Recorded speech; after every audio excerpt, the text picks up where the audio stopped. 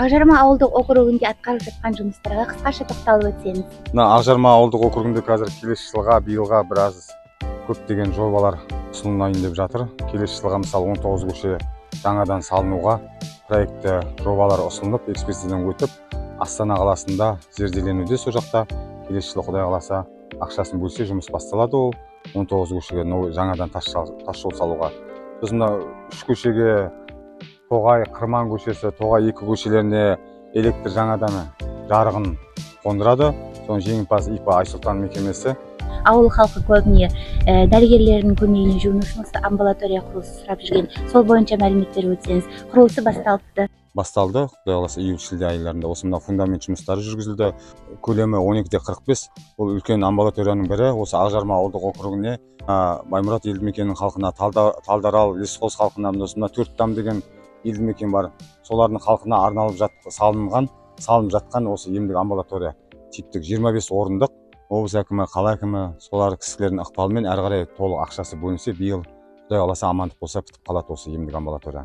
Амбулаторияның көмегіне қанша тұрғын жүгіне алады? Жататын орын қазір бұл дневной стационар болып есептеледі, күндізгі стационар 25 орындық болып салынып жатыр. 2400-дей халық тұрады осы Акжарма ауылдық округінде. Сол 2400 халық барлығы жүгіне алады. Мынау біздің Баймұрат ауылында 10 шақты жеке шаруашылық, мал шаруашылығымен айналысатын кәсіпкерлер бар. Соның 2 жеке шаруашылық сол үкіметтен субсидия алып, сол өздерінің мал шаруашылықтарын дамытуда.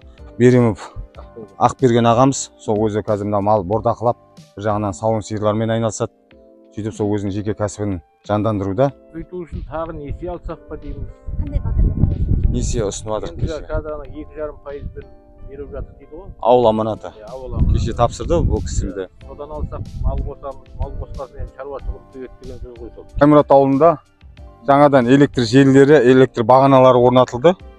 Былтырдан бастап жүрген жұмыс биыл аяқталды. Халыққа, қала тұрғындарына, осы елді мекендердің тұрғындарына жаңадан жер учаскелер берілді. 10 сотықтан сол көшелерге де жаңадан бағаналар тартылды.